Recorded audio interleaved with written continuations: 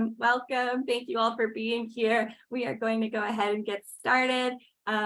Yes, so thank you for taking time out of your week to be here with us to chat about unpacking trauma and taking a look at Baltimore youth's mental health. We're so grateful to each of you for making time to be a part of this really important community conversation.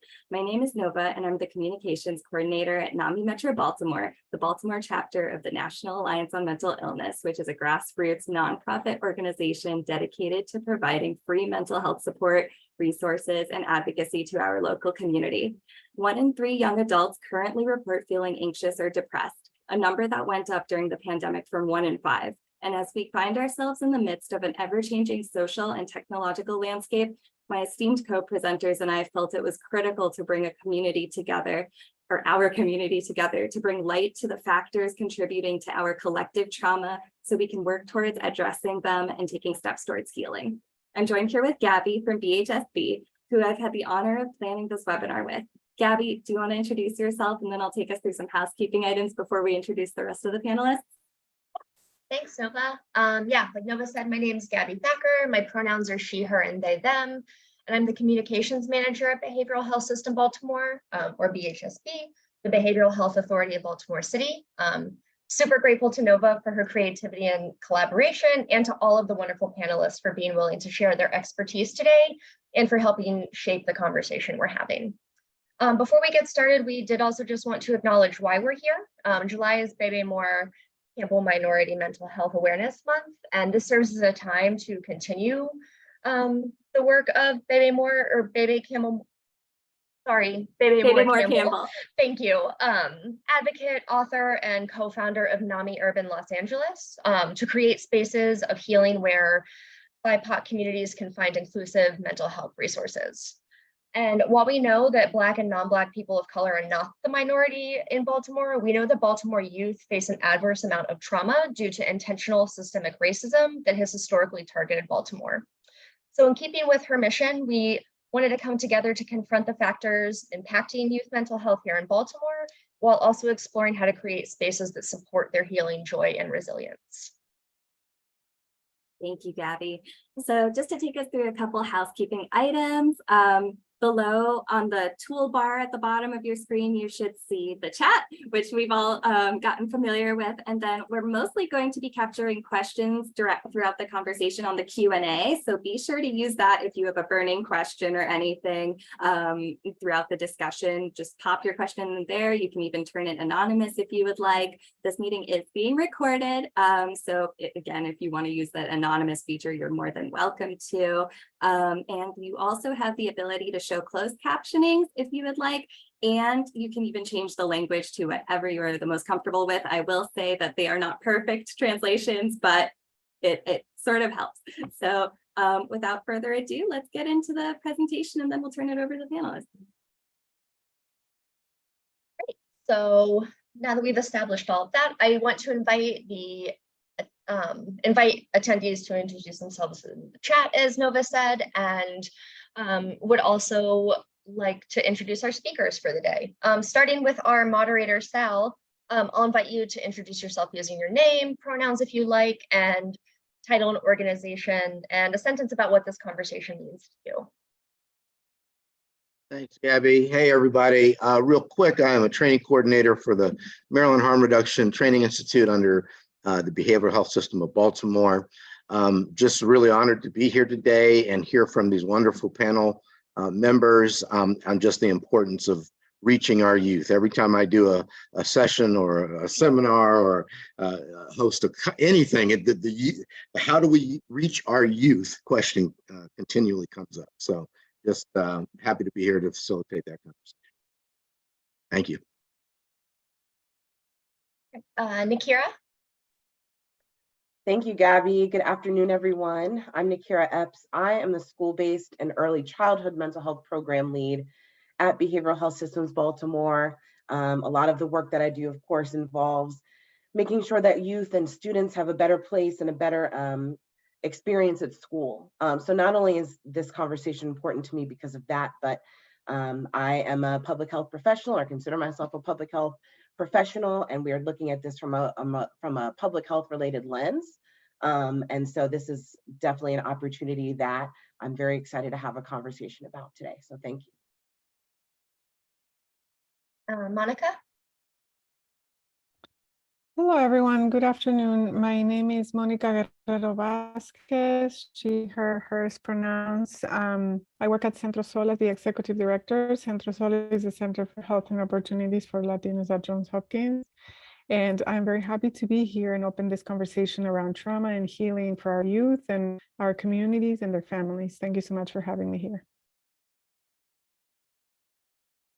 Thank you, Monica. Tiffany? Good afternoon, everyone. My name is Tiffany Scott, and I'm president and founder of the Maryland Peer Advisory Council, which is an advocacy, outreach, and training program here in Baltimore City. One of the reasons why I'm here today is to hopefully give some resources and insight around healing for individuals who have been impacted by mental health and trauma. Thank you.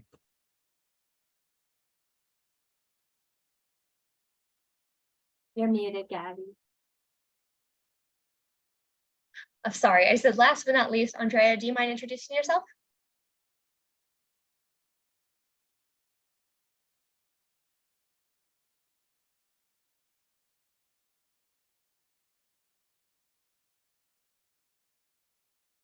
Andrea, if you're speaking, you're on mute and we're not able to hear you. Are you able to introduce yourself?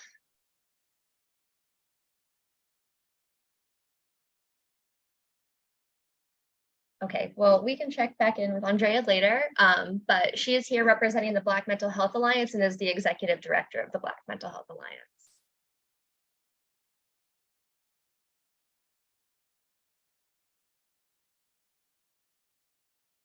Nova. Cool, thank you. So just to give a little content warning, since we are talking about trauma, some of this discussion might be a little bit heavy, but we want you to take care of yourselves first. If you need to unplug for a moment or just step away from your computer, please do so. We don't want any of what we discussed to be triggering. And feel free to come back once you feel settled and ready to participate. There's also the 988 helpline if you need to talk with somebody or text. So that is 24/7 and available.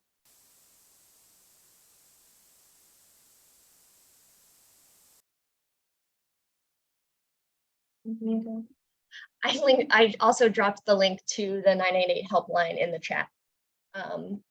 Great. So just before we kind of dive in a bit more, I know you've already heard some of these terms, but we did just want to, just for common understanding, share some terms and high-level definitions of the words we're going to be using today. So there's trauma, adverse childhood experiences, trauma-informed care, and resilience. And we acknowledge that these are big words with very expansive definitions, but we just kind of wanted to do a little bit of level setting before we started. Give everyone a second to look at these. And we'll put these in the chat as well. Okay, and with that, I'm going to hand it over to Nikira to talk through some of the factors causing high rates of trauma for Baltimore youth, as well as some of the trauma disruptors. Thank you so much, Gabby. So when we think about trauma, there's a lot of different avenues that we as people experience trauma, whether it be acute trauma, chronic, or even something that is more complex, which is more part of one's identity. The reason why we're looking at trauma through the lens of systemic racism is really that because systemic racism in history and in current time kind of acts as a catalyst to the oppression of the larger community. So it's a common byproduct of racism in our history that has led to continued oppression amongst some of our most vulnerable populations. So when we're looking at systemic racism as an overall umbrella term for some of those risk factors, there's a couple of different social determinants of that potential trauma that we can look at. So things like food insecurity, looking at gun violence and redlining.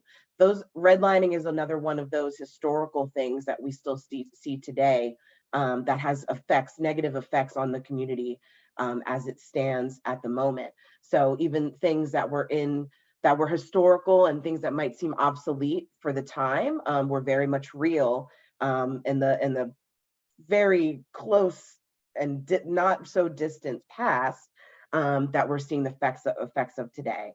Other forms of risk factors that might potentially lead to trauma for youth that are based in systemic racism could be considered unemployment, over-policing of communities, homophobia, transphobia, and a lack of equitable healthcare access. So a lot of these things, what you're going to find is throughout this conversation is, because we're looking at this through a systemic lens, we're looking at it through an ecological lens. You'll hear a lot more about that specifically later on, but really just to sum it up, it's basically that not everything is on an individual level. We can look at trauma, and we can also look at how to find protective ways to address trauma from not only an individual level, but a community level, an institutional level, a systemic level, and even in our natural world. Next slide, please. So this slide is really about another umbrella term that we're calling trauma disruptors. So these are some of the protective factors for youth, and for anyone for that matter, who has experienced or has experienced trauma. So we look at trauma disruptors as ways to do exactly that, disrupt the potential impacts that trauma has on a community or on an individual. In one of the previous slides, we talked a little bit about ACEs and adverse childhood experiences. So in order to kind of turn the tide for a lot of our youth and a lot of other folks, whether they be youth or even in adulthood, we really look to disrupt some of those traumatic experiences. We know that that youth in Baltimore City disproportionately are experiencing adverse childhood experiences, but that does not mean that there are not ways to disrupt some of those things. So some of the trauma disruptors that we have discussed are creating safe and brave spaces for youth to be in, creating financial stability, to uplift resilience, ensuring that youth have safe adults to speak to and to confide in, having equitable policies. Again, we're thinking about this from an ecological lens. It's not just at an individualistic level, but where in the whole entire system can we look to disrupt trauma, having a supportive social network, accessible resources, and having positive outlets for expression, getting involved in helping others in extracurricular activities. Another one I'll put up there is advocacy, and increasing accessibility to vote and things of that nature. So there are a lot of trauma disruptors. We really wanted to make sure that we could show you that for all of the many opportunities, so to speak, that one might encounter that they might be traumatized from, there really are other things that we can do to disrupt that trauma. So that's really important. Next slide, please. So yes, so adverse childhood experiences, of course, we identify that as a couple of different things. A child who has experienced abuse of any kind, neglect of any kind, or even dysfunction of any kind within the house, within their own homes. Those are considered adverse childhood experiences. So in the state of Maryland, approximately 60% of adults reported experiencing at least one or more ACEs. Okay, so when we think about ACEs, it's cumulative, right? So the more ACEs that a child or someone has experienced, the more likely that it is to affect them later on in life. So in the state of Maryland alone, 60% of adults have experienced at least one ACE. Just over 20% reported experiencing 3 or more ACEs. So this is in the entire state of Maryland. When we look at the city of Baltimore, 80% of adults have reported experiencing at least one adverse childhood experience. That is a very large number, okay? And then 40% of adults have reported experiencing at least 3 or more ACEs. Gabby, I don't know if were there other things that you wanted to mention, or should I? No? Okay. Yeah, so pretty much what we're looking at is when children experience more adverse childhood experiences, it also leads to them potentially being having issues with coping with other experiences in the future and coping with other stressful experiences. So it's really important that we recognize that not only do ACEs lead to, you know, what we would consider mental health or even substance use related issues, they also lead to just straight up negative health outcomes, right? There's a correlation between however many ACEs that a youth has experienced to experiencing obesity, cancer, diabetes, heart disease. So it really, really is a crucial area of study when we talk about trauma and we talk about childhood adverse childhood experiences. All right, I think that's it for me for this slide. Thank you so much. That was wonderful. Thank you, Kira. So just to sort of frame this discussion, because there is so much to talk about when it comes to trauma, our experiences, what we're seeing in the community, this today is a space for sharing diverse perspectives on what Baltimore City youth are up against and sharing any resources. It's not a space necessarily for solving all of these problems, but we are just touching the tip of the iceberg here and kind of getting our brains thinking about what youth are experiencing here in Baltimore. So please don't let this deter you from chiming into the chat. We really want to hear your feedback and just, you know, let it shape what we keep doing moving forward. So with that, I'm going to stop sharing my screen and hand it over to Sal and our panelists for a discussion, which will be followed by Q&A and some resource sharing. Thanks, Gabby. So what we'll do with our four panelists is we're going to ask them 4 questions given time, and I'm going to rotate them in terms of order for each question, so each of them have an opportunity to kind of go first. Also, if you would please put your questions in the chat, that would be helpful for us to kind of continue the flow, and then we will answer as many as we possibly can given the time at the end. Having said that, we're going to start with a very kind of general question, and I'm going to put these questions in the chat if anybody wants to help me with that. The first question is, how does trauma impact mental health outcomes for the youth that you serve? And let's start with Monica on this one. How does trauma impact mental health outcomes for the youth that you serve? Hello, everyone. Again, thank you so much for the background, everyone, and for being here. I'm very happy to have this conversation, particularly framing for communities of color and immigrant and refugee youth. It is well documented the impacts that migration have in youth and the risks for their mental health. We know that immigrant and refugee youth experience longer term trauma that comes before or derived from before the migration or during and after the migration process, when they are in the journey and when they are resettled in the resettlement process. For refugees, it can take years until they are able to be assigned to a host country, and they sometimes are not in a land where they they're free and do whatever they want. Sometimes they are trapped in what I call like the limbo locations until they can be assigned. They are fleeing violence, war, and for immigrant young people and their families, they are also trying to find better futures for them and their families. And it is very uncertain what the journey would look like. Just recently, I talked to a teenager. He's 17 years old.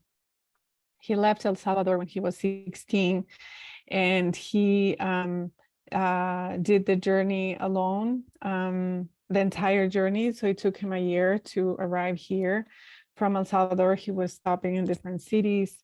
There is a journey that many immigrants take, a path that many immigrants take to be able to find the the promise for a better future when they arrive here. So that is not just a fun trip that they take to arrive here. Before they make a decision to do it, it has been a long, persistent struggle before they come here. So through that, if we analyze all the journey and the experience that they have, sometimes a lot of interventions that we are facing, that we are offering this youth, are targeting one trauma, a car accident. I remember I was working with a project that was school-based, and they tried to address traumatic experiences for youth, and the workshop was about a car accident. That was the hardest trauma that they were trying to address, and some of the young people in the class crossed the border alone. Some of them experienced sexual abuse, and they couldn't relate to the examples that we were giving to them. So it's a perverse cycle when they are in the journey and they get settled here, because when they arrive, the awareness of what the struggles, what experiences and what traumatic experiences they have lived is very, very difficult. And we're offering like small patches or solutions, and sometimes there are no solutions or support for them to the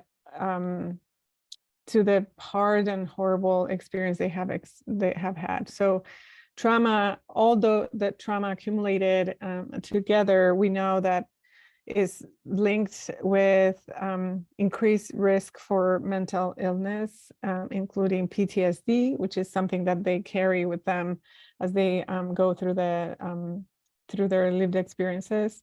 A lot of anxiety and depression. We see that perpetuates over time in the lifespan of these young people that start experiencing PTSD when they are very young.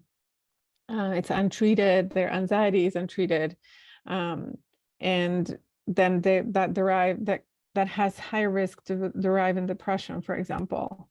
And then worse for many of them, and we see that in the data from the CDC and the YRBS reports that come at the national level, that can derive in severe depression and suicidal ideation and thoughts for our young people. So the impact, in summary, the impact that trauma has in the young people, including immigrants and refugees, it could be for their entire life. Thanks, Monica, and thanks for highlighting just the individualistic nature of trauma, how unique that is to everyone's experience. So a car accident, which may not seem traumatic to one, can be overwhelmingly traumatic to another. So thank you for that. I'm going to keep moving. Let's go to Tiffany. Tiffany, would you like to chime in? The impacts of trauma as it pertains to young people that we serve shows up in their behavior.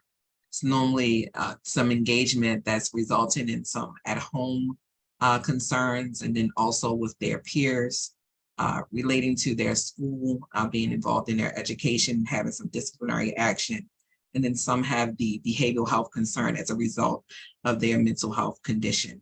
So just engaging them and meeting them where they are and trying to provide the resources at times is very difficult if there's a lack of insurance, if there's parental barriers at home, if they're involved in the criminal justice system or the reentry system. So there's so many things to navigate when it comes down to engaging young people and just meeting them where they are.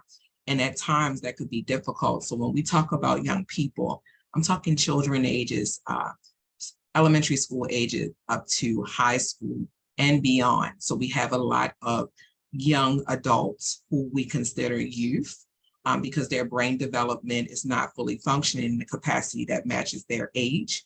So we find that individuals in that space are set to be active in their adulthood when in actuality, they're still functioning in the capacity of a minor teenager. So it's very hard to meet them where they are and provide the resources if the resource is not available to them. Thank you. Yeah, thanks, Tiffany. And just a reminder to Tiffany's point that most of these things we see behaviorally, right? So kids don't often have the effective communication skills or safe haven to communicate or express themselves. So we're relying on what they do, and a lot of times that ends up being in some of these outlets that are kind of outliers. So thank you so much, Tiffany. Let's move on. Let's go to Nia. Sure. I think Tiffany and Monica certainly have captured quite a bit.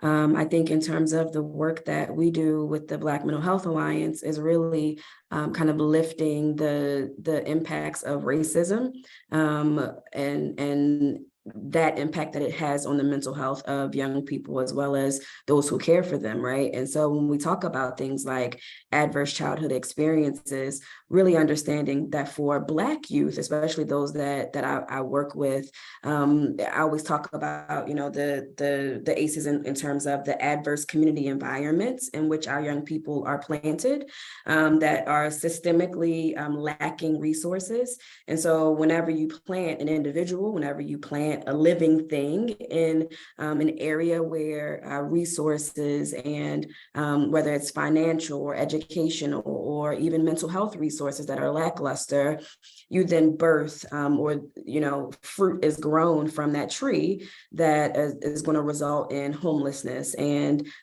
severe mental health concerns, behavioral concerns, things that we see. And so I think the approach, especially for those that are mental health care providers, is to understand those things, right? Understanding that there are places and spaces in which young people experience racism and historical or systemic things that happen around them that then impact their mental health. So for example, the adverse childhood experiences study that was done in Philadelphia looked at if you feel safe in your community, if you have lots of violence in your community, if you are being bullied in the spaces and places where you live, what did the education system look like? And so when we expand that understanding for Black youth, we then see things like anger and rage, which is really depression. We see things like an exaggerated response, which is trauma and anxiety. And so being able to understand that from that lens then impacts how we then treat and care for especially Black youth in our communities. And so we know that a couple of things, right? So racism is bad for your mental health. We know that the places and spaces in which our young people are planted are not necessarily the spaces and places where they would have chosen, right? And so when they are in these communities, that we make sure that we have certain level of competence and awareness that we're entering spaces that have historically failed our children, and then how do we then show up as care providers for them? And so that's the work that we do. That's the work that I do with Black young people specifically in Baltimore, but really nationally, we see that impact. Yeah, and I really appreciate your reframing of these ACEs as risk factors, but rather what's the need, right? And we need to address the need, not identify the risk. Yeah. So that's powerful. Thank you, Nia. Let's go to Nakira. Nakira, you want to finish this round for us, please? Sure. Tough act to follow. No, but I echo what all of my colleagues and my fellow panelists have said when it comes to youth trauma. I think a lot of a theme that I have gathered from all of what everyone has said is also that trauma is cyclical. It is a cycle, and it affects communities over and over again from generation to generation. And it is something that, that one way or another, if you look at epigenetics and we think about, the near sciences, that they have the potential to be passed down from one person to another in one form or another.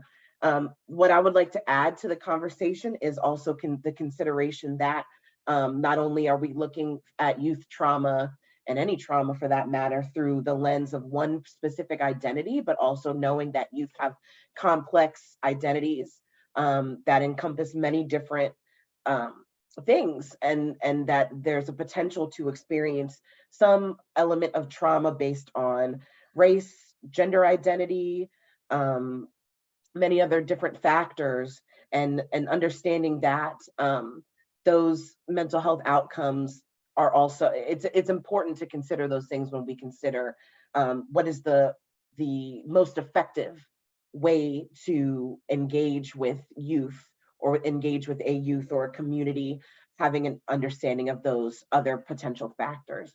But yes, I think that what everyone else has said is really spot on. So I really don't have too much else to add, honestly. I've really, yeah.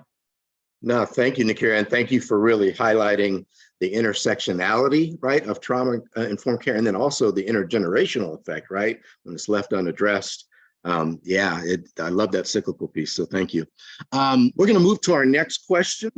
It's a twofold question, so panelists, feel free to exercise your expertise in this area and express yourselves.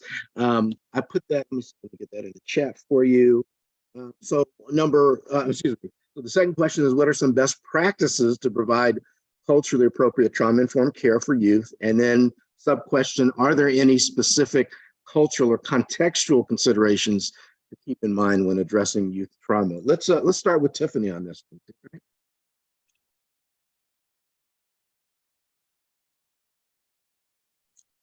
Actually, Ms. Epps touched on it a little about the diversity and inclusion as it pertains to individuals that we engage, and understanding that young people do have a set of identities which are a new onset for us as public health providers, and to understand and engage them at their best level of their need. Some of the best practices will be evidence-based practices as it pertains to their health, to address that and understand that individuals who are young are involved in things that we never experienced as young people. So meeting them where they are is highly important. And then the second part of your question, Sal. The second part of your question. My apologies. Yeah, they're both in the chat for my for the panelists and the audience, in case you forget them. So the second part, are there any specific cultural or contextual considerations to keep in mind when addressing youth trauma? Understanding that all youth, just because you sit in one age bracket, doesn't mean that you should all be treated the same.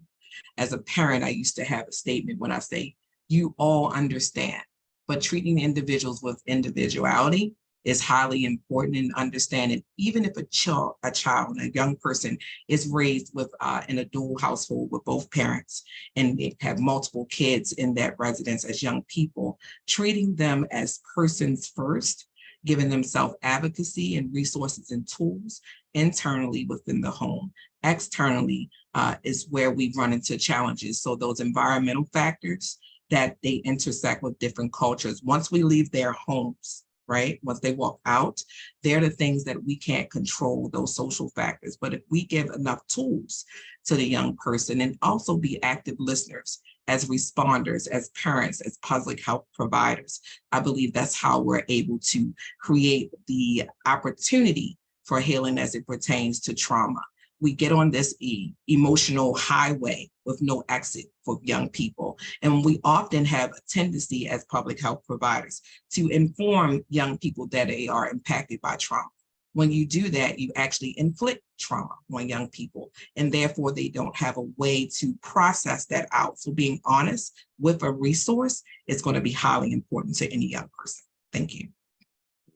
Thanks, Tiffany. And I love that honesty piece, right? Like being upfront about intentions, being upfront about resources, and being upfront with the people that you are serving. Let's go to Nia next on that. If you want me to repeat the questions, I can. They're in the chat. Yep, I can see them. Thank you for doing that. So I certainly want to echo person-centered care, person first, right? So recognizing that that the individual's humanity is very important. And so at the Black Mental Health Alliance, we kind of live by and train by a concept called Sawubona, which means I see you. And the response is, yes, we see you.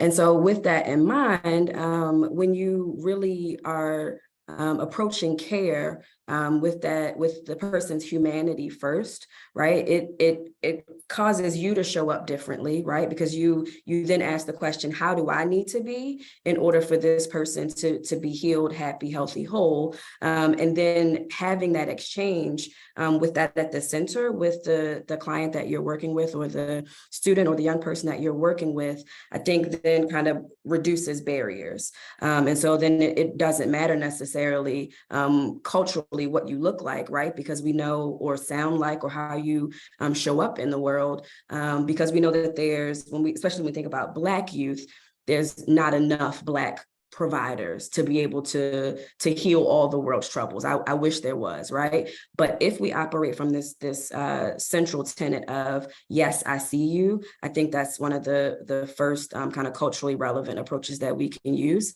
I also always talk about psychoeducation and the power of that, right? So when we're thinking about mental health, I think often when we work with children and with adults, we kind of throw alphabet soup at them, right? Like ADHD and, OCD and all these things, and never really having conversation about what that means. And so children will then take that label with them and say, well, I'm this way because I have this diagnosis.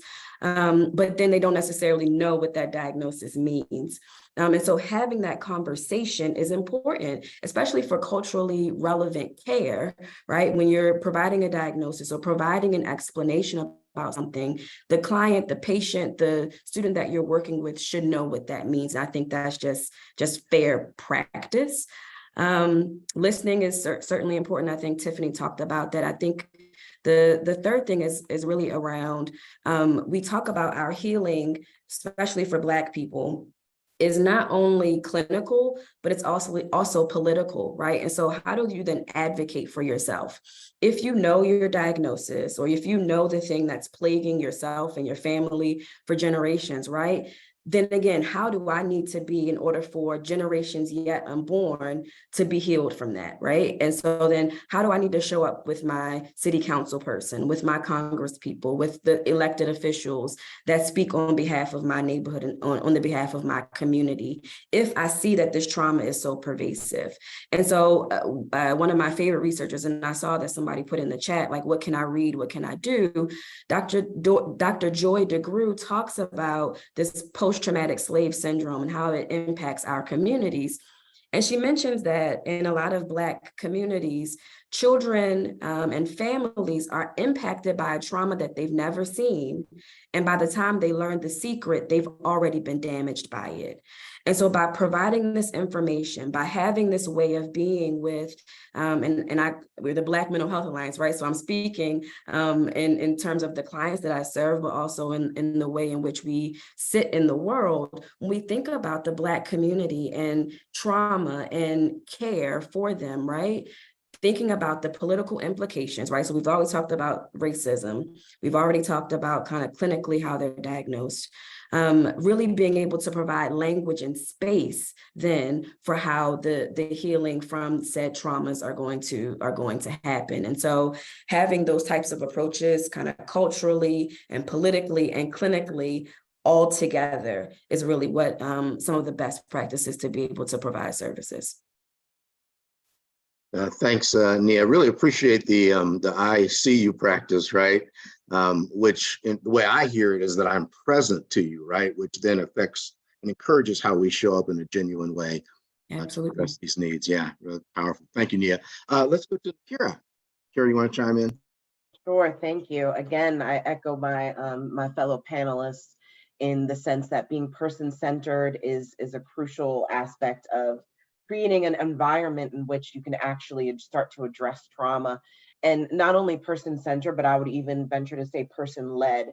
I believe Tiffany might have mentioned that, kind of telling a youth or telling someone, hey, did you know that you're experiencing trauma is potentially re-traumatizing? And understanding that in Baltimore City, a lot of our youth experience trauma as a part of it's what some would see from the outside and look at, oh, that's a crisis situation, or this is, it is a traumatic situation. The reality is that it sometimes is encompassing in one's everyday life. It becomes part of a person's identity to some extent. So it's really going, I would say a best practice is going from a strengths-based approach and understanding, like, look, crises, trauma is an inevitability in some way, shape, or form. And our community is disproportionately affected by a lot of those things. Now, how can we look at also all the many, many strengths that we have as a community in order to practice more resilience and utilize that as our touch point to get from one place to the next, rather than consistently and only highlighting the traumatic parts of that. In terms of what are some specific cultural or contextual considerations, again, I echo a lot of what my colleagues have said. One thing that I will add from a systemic point of view as well is having an understanding that our community in Baltimore City, around the world, well, around the country, there is a potential for mistrust when it comes to large systems or even smaller systems intervening and kind of playing a role in some of the communities. And there's good reason for that. And understanding that there is a need for helping professionals and also larger systems, medium systems, however you want to put it, to build trust with the community that they're serving. I think that is really important. I mean, I think that there has been a culture and a history of looking at our communities as a petri dish rather than having them person-centered and person-led. Having, like saying, hey, this is what you all need.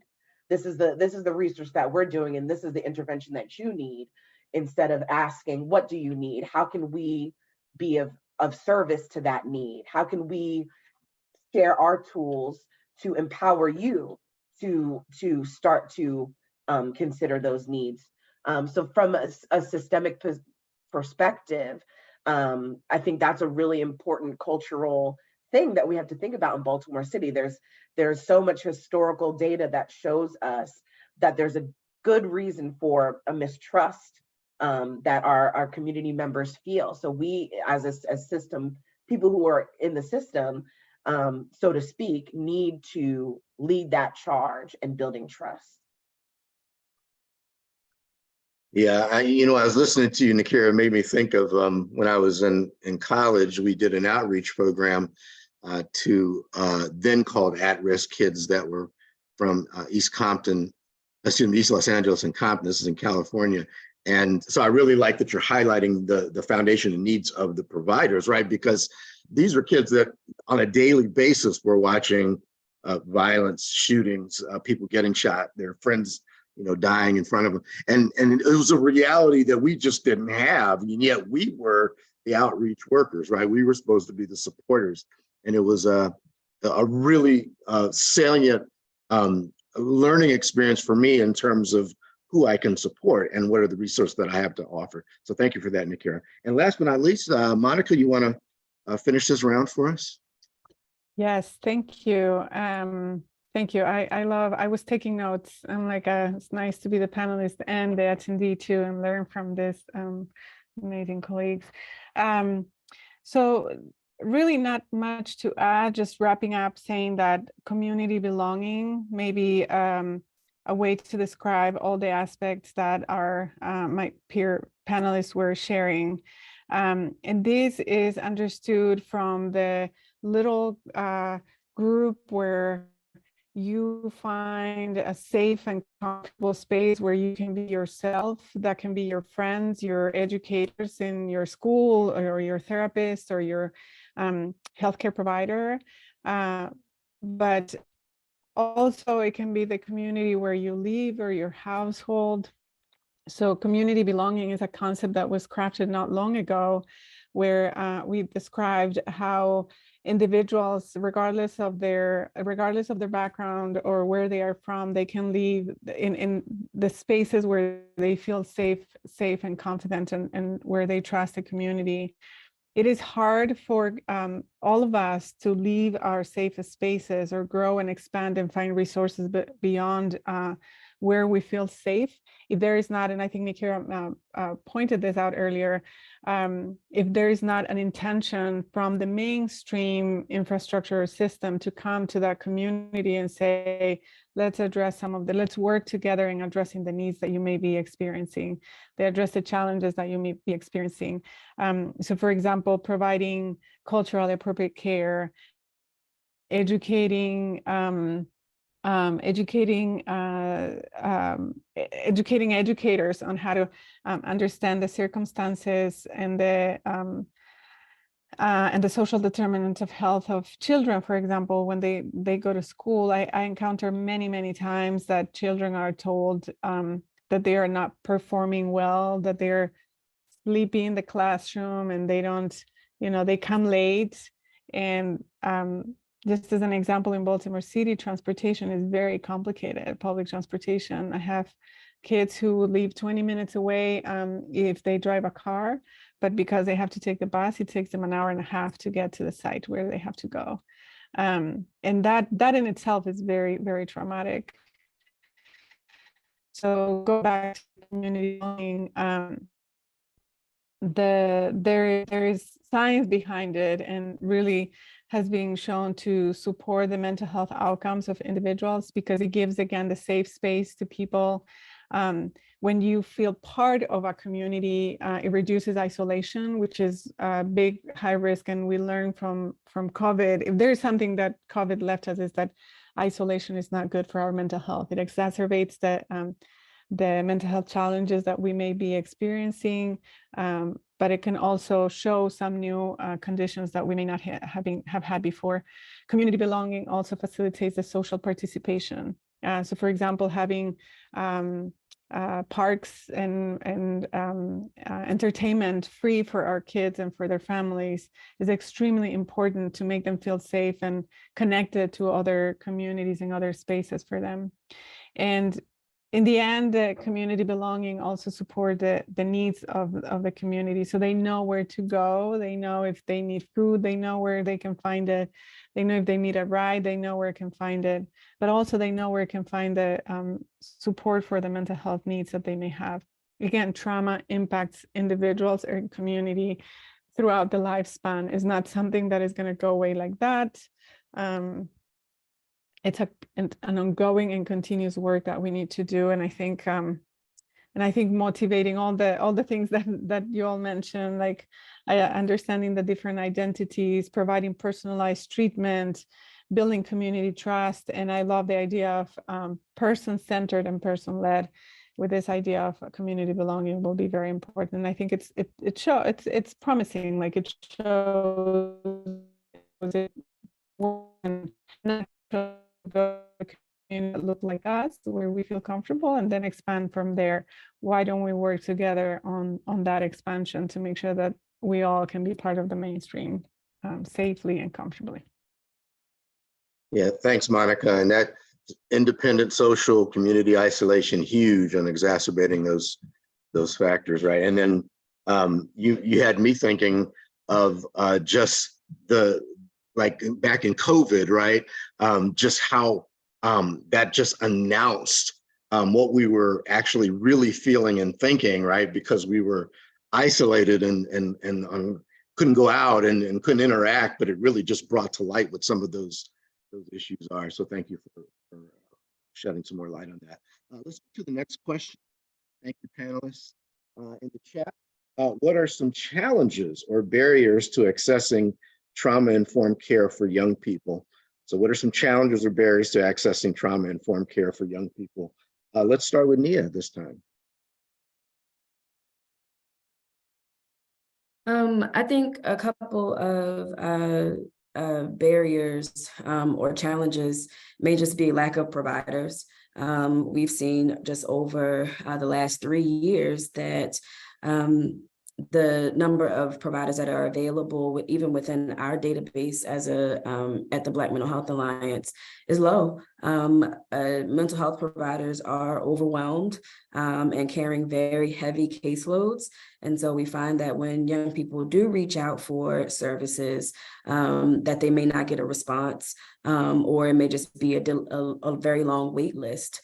And so that's huge, especially when, I mentioned earlier, it's roughly about 6%. If you're looking for a Black clinician, you just may not find the person that you're looking for. And so certainly burnout and lack of a large pool of Black clinicians is certainly a barrier. I think also, and somebody mentioned this already, that culturally, there's a reaction to having to share your information, right? And so we know that a lot of clinics are often staffed with master's level students or individuals that are trying to work toward their hours to eventually get their, whether you're going from an LMSW to an LCSWC or LGPC to a LCPC. And so if I've been with the same organization for, let's say, even if it was like 2 years, I may have seen 4 different clinicians, and I've had to repeat my trauma 4 different times. And so that's re-traumatization that's kind of baked into how we staff our organizations. And so I guess, not that someone was like, hey, let me continue to re-traumatize folks, but that's inadvertently what happens. And so imagine having to tell your story over and over and over again, and how long that takes, right? So I've had clients that have sat with me for 2 years, and we were just, getting to the things underneath the iceberg. But, if I've been with someone for 6 months, I'm still just trying to get to know you. And so I have not even gotten to, to talk about and to really unpack what brought me to therapy in the first place, on top of, things may continue to occur in the background that I haven't been able to bring up with anyone. And so having that lack of continuity of care, I think, is certainly a barrier, on top of I've had to repeat it several times. And then I haven't been able to really make a partnership with my therapist or my clinician. Somebody put in the chat, a lack of Black male therapists, for sure.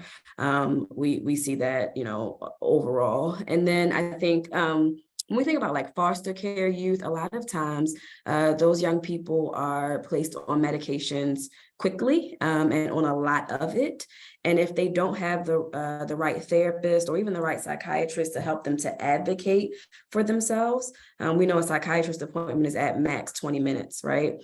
And so if you don't have the right person or family member, even if you don't know how to necessarily advocate for yourself, you always feel that, looked over and kind of steamrolled in these appointments.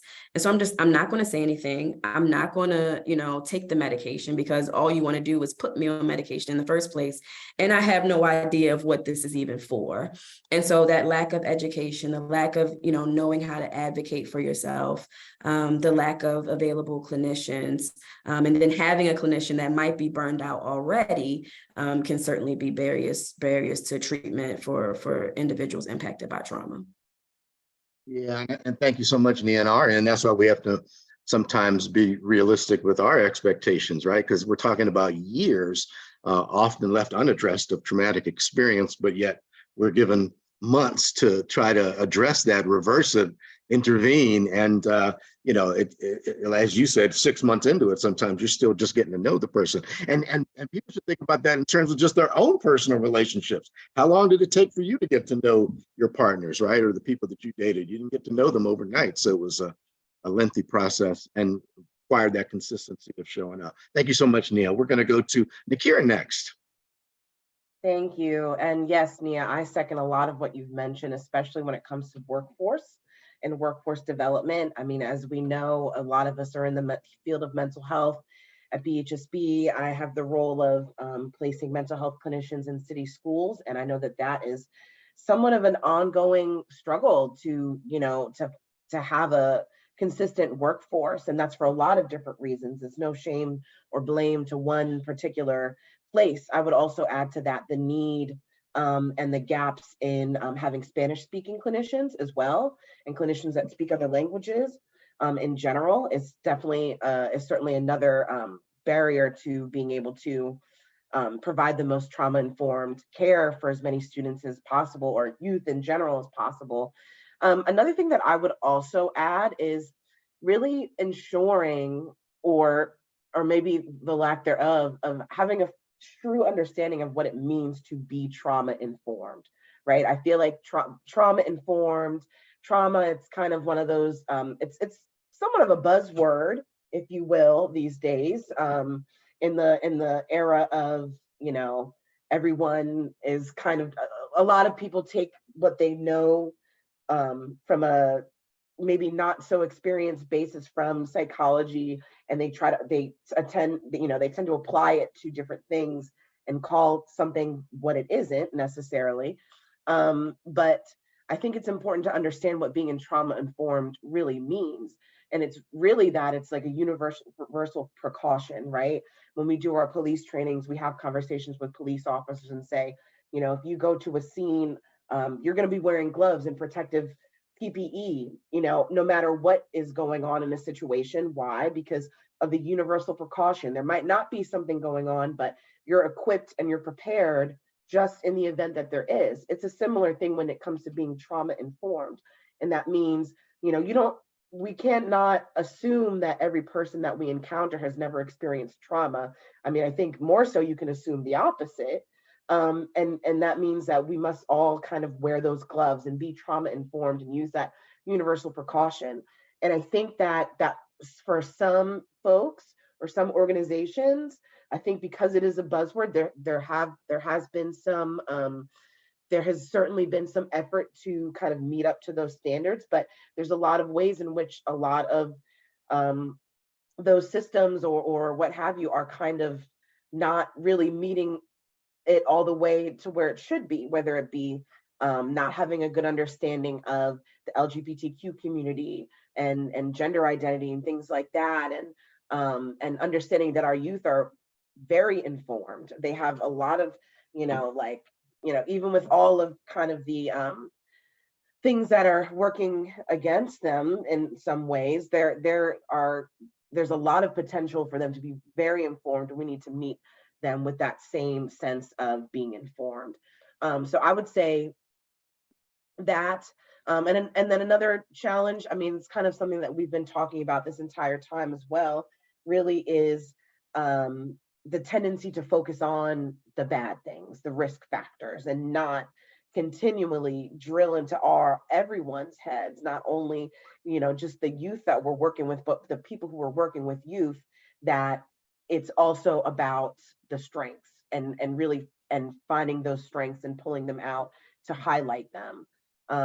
Yeah. Thank you, Nakira. Appreciate you. I'm going to keep moving us along because we want to wrap up the panel by about 10 after so we can go into some other things. We're going to go to Monica next. I agree. I agree with all of you. It's really important to think of like who is providing care, what is the capacity of the systems to provide care. I remember I was talking to a social worker a while ago about the reimbursement that she was getting from Medicaid for the clients. She had a private practice, and she mentioned that it took her it was already 6 months that she has started seeing some patients, and she has not been compensated or reimbursed yet by the health insurance. And that is a huge lag, and put therapists and social workers and all other mental health professionals in a very difficult position of like trying to figure out how to pay the bills while trying to address a huge problem that is really, really growing. The pandemic has been defined by the New York Times as the life and death crisis right now for our young people, and we are not responding at the same pace that they need, right? Similarly, for again, going back to the population I serve more directly, which are the immigrant and refugees and asylum seekers, for them the challenge is even bigger, especially because of the federal policies that prevent many immigrants access healthcare. There's just nothing. I hear a lot of colleagues say like there is nothing that can support them. We try to build at the very local an individual level, some patches and some solutions, and there are grassroots organizations doing crusades to be able to support the young people in our communities. But given all the challenges that you both already mentioned, it comes the extra layer of like, not all these kids can be supported by Medicaid extension. So we ask youth. We had conversations in some of our studies about how they perceive their own mental health when they are here in the settlement process, and we found psychological distress, depression, anxiety, and substance use prevalent themes in the conversations that we had with the young people and with their families, and really lack of access to be able to treat and address some of those challenges. With that, I think a big one for like a bigger lens of the work that we are doing is the national and state surveys sometimes are not culturally appropriate. They may be available in other languages, but I always wonder, are we using the ones that we need to target our population? Schools in Baltimore City have received a very large number of non-English speaking students. So the ESOL classes are full of English learners, and the population has been growing. There are schools that have more than 60% of English learners, and the mental health providers are not responding to the need. They're not able to fill the gaps because of all this infrastructure that we talked about.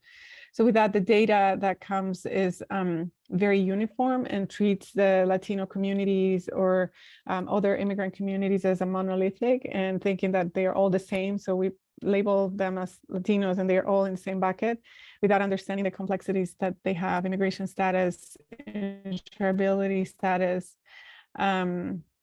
And so when we see the data, we always have to question ourselves, is the data really capturing the population that we're serving, and what are the gaps, and how can we address the gaps systematically?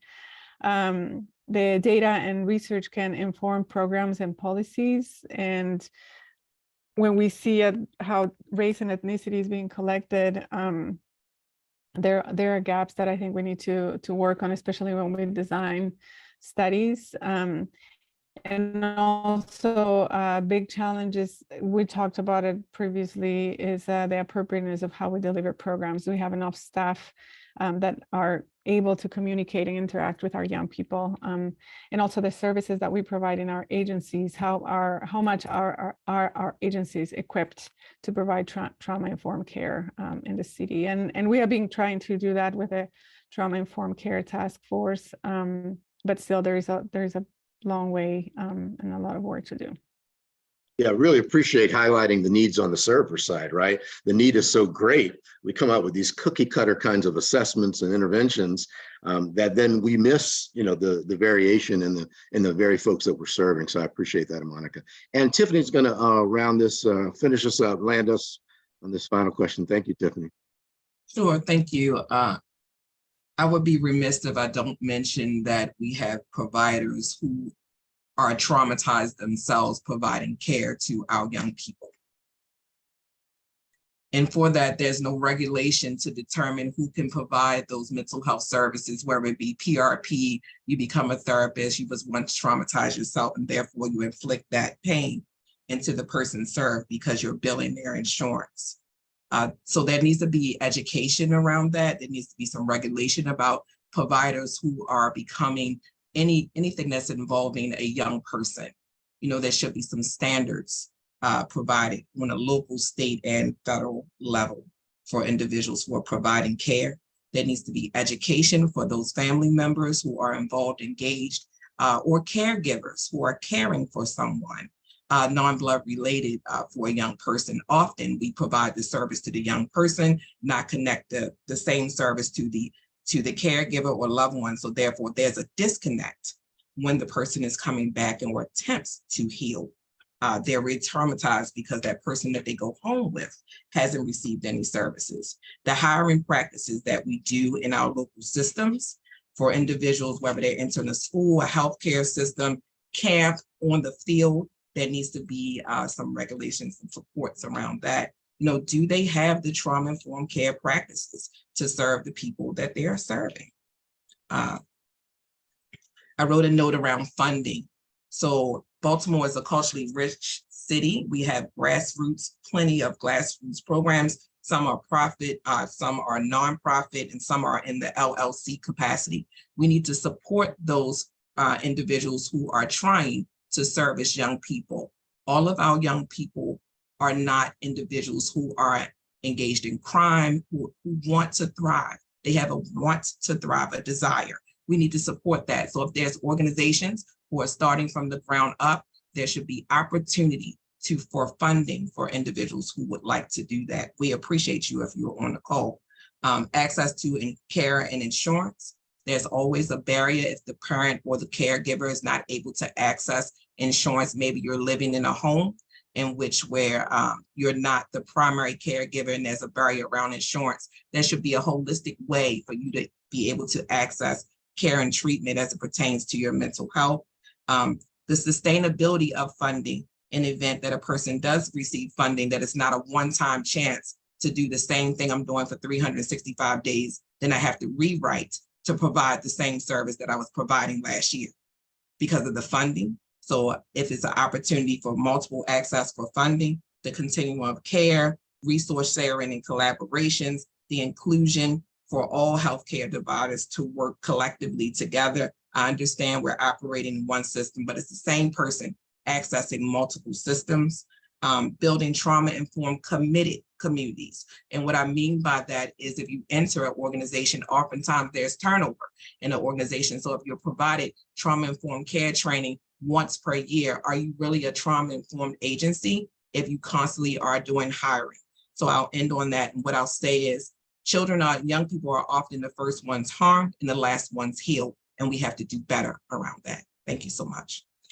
Well, I couldn't have asked for a better landing, Tiffany. Wow. I mean, but to your point, social service staff, we are givers, we are supporters, we have the compassion, we love helping others. And yet, are we willing to go through that process ourselves of becoming trauma informed, becoming trauma aware, becoming trauma sensitive? It's funny, if I were to host a session and say, hey, let's all get in the room and talk about how we've been traumatized, the room would be empty. But if I said, let's talk about how we support others' trauma, the room would be full with all kinds of ideas. So definitely one of those things that needs to be looked at in the mirror. I want to take this opportunity to really thank just the giving and expertise of our panel members. We didn't get to the fourth question, but that's okay, because I think that question was somewhat answered already in the three previous ones. But Monica, Tiffany, Nia, and Nakira, you're rock stars. Thank you so much for how you showed up today. I'm going to turn it back over to Nova and Gabby to see if we have time for questions. And if so, if they want to bring any of those questions out. We also want to talk about some resource sharing and close out correctly. So Nova? Yes, thank you all so much for sharing all of your insights and expertise. And just, I mean, I heard some really incredible just outlooks on how our city can do a better job and how we as a system can do a better job, and just highlighting what professionals need. That was huge. I mean, we can't start to help people until we have the resources that we need to be able to turn that around. So looking at the Q&A, some great questions in here. What more can policymakers, government reps, et cetera, in Baltimore do when it comes to addressing and understanding trauma in Baltimore and investing in evidence-based, community-led solutions? I will turn that over to Nakira. I see her shaking her head. I'm shaking my head because that is an excellent, excellent question. So what more can policymakers, government representatives, et cetera, do in addressing understanding trauma? Well, I mean, I think it's an interesting time when we think about at least Maryland and our state legislature relative and compared to some of the other state legislatures that we hear so much about on the news. I feel very lucky to be in the state of Maryland, in that I think that we are in a position potentially to kind of inform other states and the federal government, for that matter, on a lot of things and how things should be and possibly could be. So I would say the biggest part is, I mean, we kind of touched on this in the last few minutes of the panelist questions. It's informing those who are considered the professionals, right?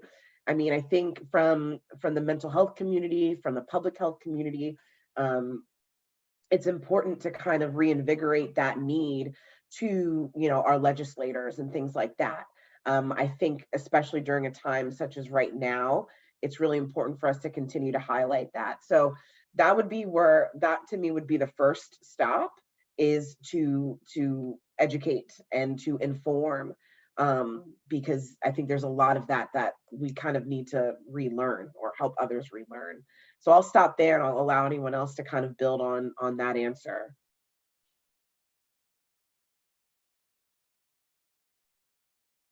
Monica, is your hand semi-raised? I am thinking I already asked the question. I'm like, wait, yes. Yes, I agree.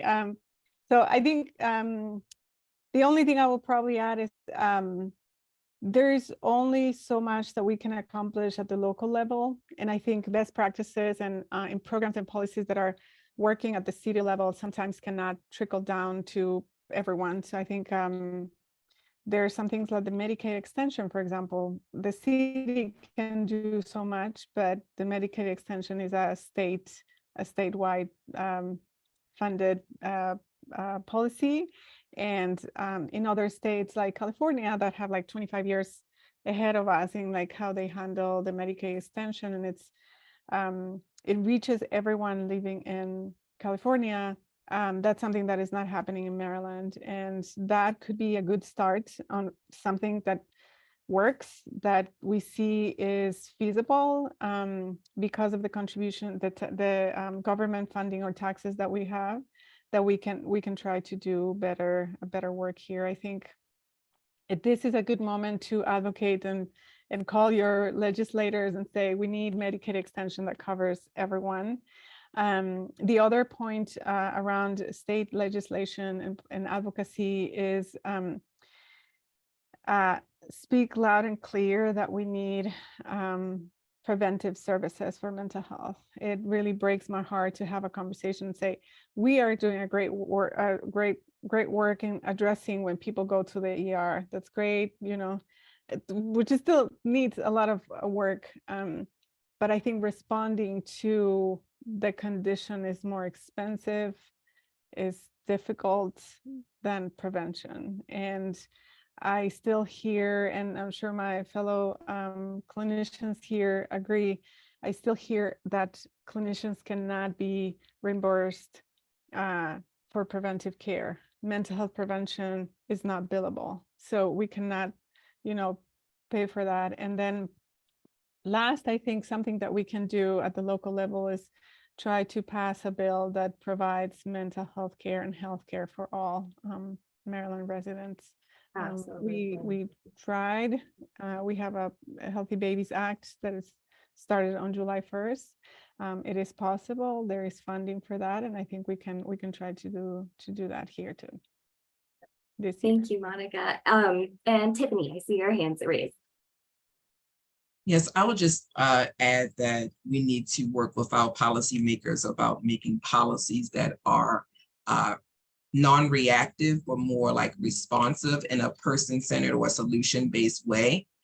We often find practices that are because of something occurred. Now we have this policy when we can be protective from the beginning. Baltimore City is a pleasure to be a part of Baltimore City as a service provider next to a young person who grew up in Baltimore City, because we are one of the first as a healing city with the Trauma-Informed Care Act, you know, from Elijah Cummings, and there's a lot of trainings that come from that. But we also do policy work inside of that. So if we can have more young people at the table developing policies which impact young people, I think we'll be more solution oriented. Thank you.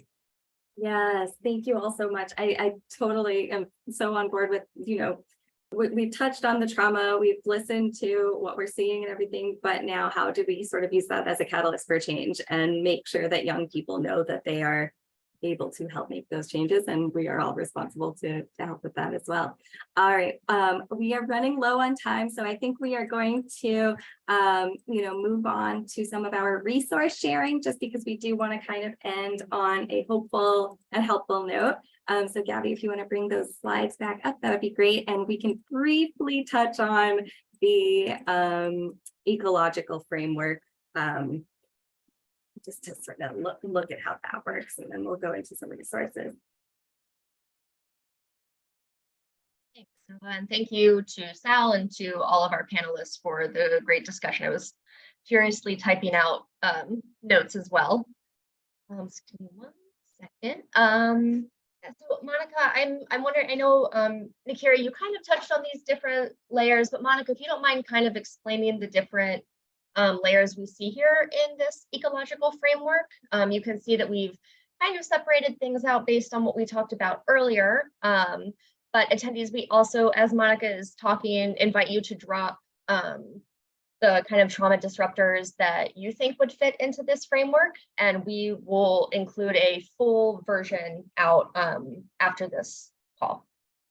Thank you, Gabby. Absolutely. I'm not going to add more information than what Nikia was sharing before, but just wanted to describe this as an ecological framework, trying to organize our thoughts and comments from our preparation for this panel. We are trying to say here that there's not one layer that is going to resolve everything. And I think we're already touched on that. There are some things, there's only so much we can do as individuals, and I think as a society, we need to end the blaming on the individual, and it's your fault and you have to fix it. And we see a lot of that on social media, just be happy and smile because everything is going to be great. Or have a positive mindset. Yes, that can help you some, but it's definitely not going to solve the fact that we don't have bilingual therapists, that the workforce development is very complicated and hard, that we have to train more culturally and trauma-informed providers. And also, like, you don't live in isolation. As I shared earlier, the community belonging is very important. So then an individual is within a nest, and we're working with our safety net and our communities that have protective factors for our mental health. And then where we are, like, having some sustainability to social determinants of health, accessible housing, accessible stable employment, one job as opposed to having 3 jobs to pay for your bills, for example, is a good example to how we can effectively reduce stress. And something that we have discussed for this built environment and like covering more and more complex systems is the outlook for expression. It's not just what we do, is not just me, that I have to be the one going outside to take a break, but it's really like, where can I go take a break? Where can I be myself? Where can I find a safe space? And finally, as we discussed just now around policies, a lot of things happen at the grassroots level, at the individual level in our local communities. But if we want to see sustainable long-term changes, we need to have equitable policies that are going to include everybody around us, and it's not going to create and it's not going to separate, or it's actually helping us end with inequities in mental health care by having safe and brave spaces where we all can have this sense of belonging, and we can resolve some of the challenges that our young people are facing here. Across all of that is addressing the violence in our city that is impacting every day a young person in our city. And I think we all should be outraged for that and try to do more at the local level and the individual level, but also at the society and policy level. So that's basically what this is, summarizing everything we have already talked about. Thank you. Thank you, Monica. I'm sorry. I also just really quickly wanted to kind of add something, only because someone said this in the chat. Someone had a question about lead paint poisoning, which we know is also a huge social determinant of health in our city. And the reason why I wanted to highlight that a little bit is because when we also think about this ecological model and we're thinking about our natural environment, how that also has the potential to either create trauma or protective factors, things like clean air, and having an understanding that of the way that lead works in a city like Baltimore, and how it's a heavy metal and it stays in the actual ground, in which even if it's been abated, lead is still there, among other things in our natural environment. I just really wanted to lift that up because I think that was something that we did not really discuss very heavily, but that even in the air around us are things that we need to acknowledge and also address from this ecological framework. Yeah, that's all I wanted to add. And I think Monica had a great, thank you for expanding the, our understanding on the ecological framework and how this fits into our conversation. Thank you all. Yes, so you will, everybody who's here in attendance, you'll get the slides and everything, and you can take a closer look at these. Now let's move on to quickly chatting about some of the resources that have been the most helpful for each of our panelists. Panelists, if you want to just shout out like one resource that you think everybody needs to know about to help youth that are experiencing trauma or have experienced trauma, please feel free to shout that out. And I'd love to invite all of our attendees as well to just throw in a resource that you think is helpful. I'd like to shout out the Office of Youth and Trauma Services through the Baltimore City Health Department, especially the YAP program. They work with youth who have experienced or have witnessed violence in the community. They do a lot of awesome work. Yeah, so shout out to Office of Youth and Trauma. We've done a lot of work together in the past as well. Yeah, yeah. Wonderful. Popcorn over to Tiffany. I think we're both on mute, Tiffany. I put a host of resources into the chat, so anyone can take advantage of those that are available in our city. Everything that's listed there is here in our city. So whether you're a young person or whether you're aging, a progressive moving toward adulthood, these services are available to you. Thank you so much. Well, and do we still have Mia? I'm here. Of course, the Black Mental Health Alliance. We offer tons of trainings and information, whether it's on our website or on all of our social media. So certainly that's a huge resource for mental health services, especially in this kind of healing-centered engagement framework.